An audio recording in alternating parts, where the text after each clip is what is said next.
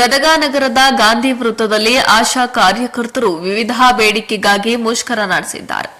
ಹೌದು, ರಾಜ್ಯಾದ್ಯಂತ ಆಶಾ ಕಾರ್ಯಕರ್ತರ ಮುಷ್ಕರ ಶುರುವಾಗಿದೆ. ರಾಜ್ಯ ಸರ್ಕಾರದ ಈ ಮುಷ್ಕರ ಹತ್ತಿಕ್ಕಲು ಅವರ ಮುಷ್ಕರಕ್ಕೆ ಪೊಲೀಸ್ ಪರ್ಮಿಷನ್ ಕೂಡ ಸಿಕ್ಕಿಲ್ಲ. ಆದ್ರೂ ಕೂಡ ಬೆದರದೆ ತಮ್ಮ ಬೇಡಿಕೆಗಾಗಿ ಹೋರಾಟ ಮಾಡುತ್ತಿದ್ದಾರೆ. ರಾಜ್ಯ ಸರ್ಕಾರ ಈ ಹಿಂದೆ ಮಾತು ಕೊಟ್ಟಂತೆ 10,000 ರು ಸ್ಯಾಲರಿ ಹಾಗೂ ವಿವಿಧ ಕಾರಣಗಳನ್ನು ನೀಡಿ ಇಷ್ಟು ವರ್ಷ ಕಾರ್ಯನಿರ್ವಹಿಸಿದ ಕಾರ್ಯಕರ್ತೆಯನ್ನ ಕೈಬಿಡುವುದು, 60 ವರ್ಷದ ನಂತರ ಹೇಳದೆ ಕೇಳದೆ ಕೈಬಿಡುವುದು ಬಿಟ್ಟು ಗೌರವದಿಂದ ನಿವೃತ್ತಿ ನೀಡಿ ಎಂದು ಮುಖಂಡರಾದ ಲಕ್ಷ್ಮೀ ಪೂಜಾರ ಹೇಳಿಕೆ ನೀಡಿದ್ರು. ಸರ್ಕಾರದ ಮಂಡುತನ ಧೋರಣೆ ಬಿಟ್ಟು ನೀವು ನುಡಿದಂತೆ ನಮ್ಮ ಬೇಡಿಕೆ ಈಡೇರಿಸಿ ಎಂದು ಘೋಷಣೆಯನ್ನ ಕೂಗುವ ಮೂಲಕ ತಮ್ಮ ನೋವನ್ನ ಹೊರಹಾಕಿದ್ರು. ಕ್ಯಾಮರಾಮನ್ ಜಗದೀಶ್ ಜೊತೆ ಅಶೋಕ ಹುಗಾರ, ಗದಗ. ಇವತ್ತಿನ ದಿನ ನಮ್ಮದು ಅಹೋರಾತ್ರಿ 3 ದಿನದ ಹೋರಾಟವಾಗಿದ್ದು, ಈ ಜಿಲ್ಲೆಯಾದ್ಯಂತ 31 ಜಿಲ್ಲೆಗಳಲ್ಲಿ ಕರ್ನಾಟಕದಾದ್ಯಂತ ಇವತ್ತು ನಮ್ಮ ಧರಣಿ ಸ್ಟಾರ್ಟ್ ಆಗ್ತಾ ಇದೆ.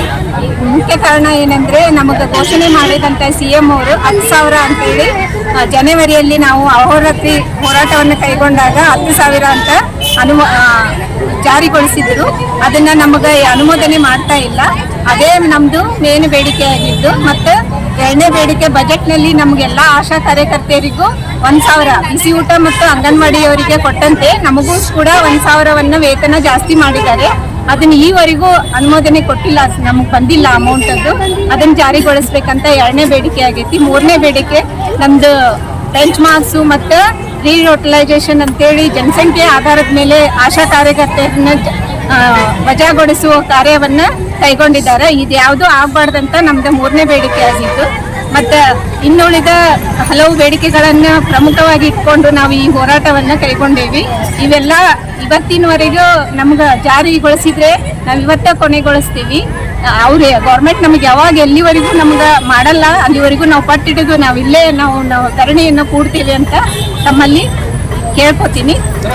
ಜಿಲ್ಲಾ ಕಾರ್ಯದರ್ಶಿ ಲಕ್ಷ್ಮೀ ಪೂಜಾ. ಪೊಲೀಸರ ಪರ್ಮಿಷನ್ ಕೊಟ್ಟಿಲ್ಲ ಅಂತ ಹೇಳ್ತೇವೆ.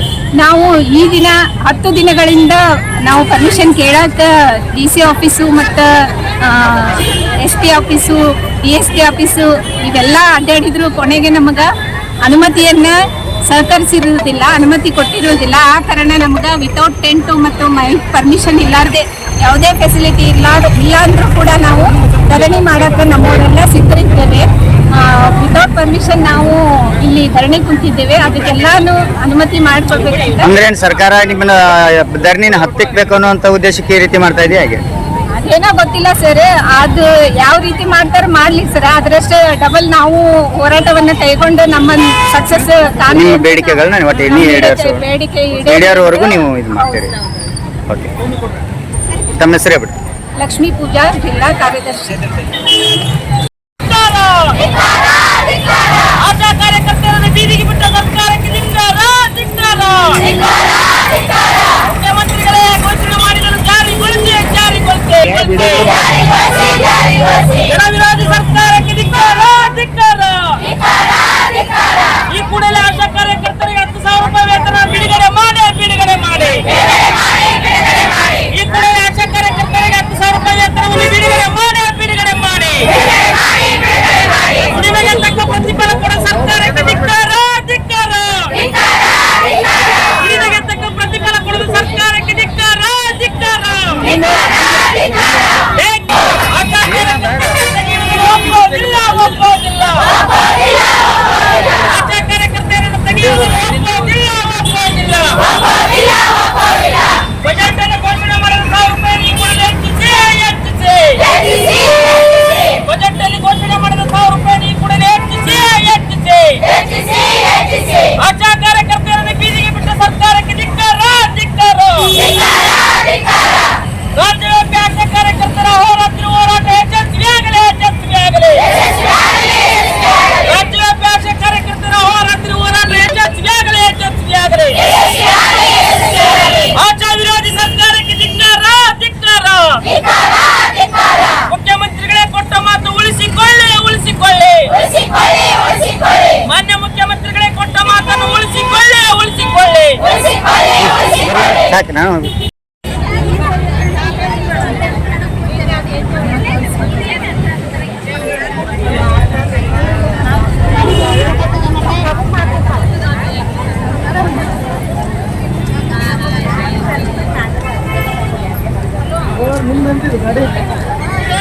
ನಮ್ಮ ಎರಡು ನಮ್ಮ ಸರ್.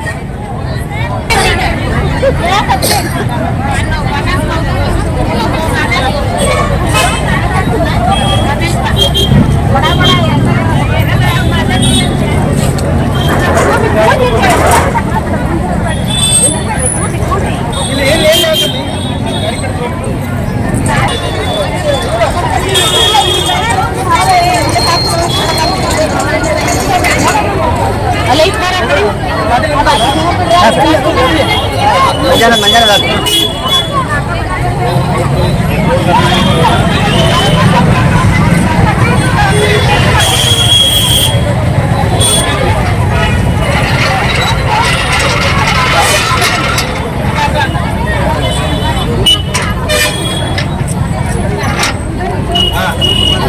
ಸರ್ ಸೈಡ್ ಬರ್ರಿ. ಇಲ್ಲ ಕುಂತ ಬ್ಯಾನರ್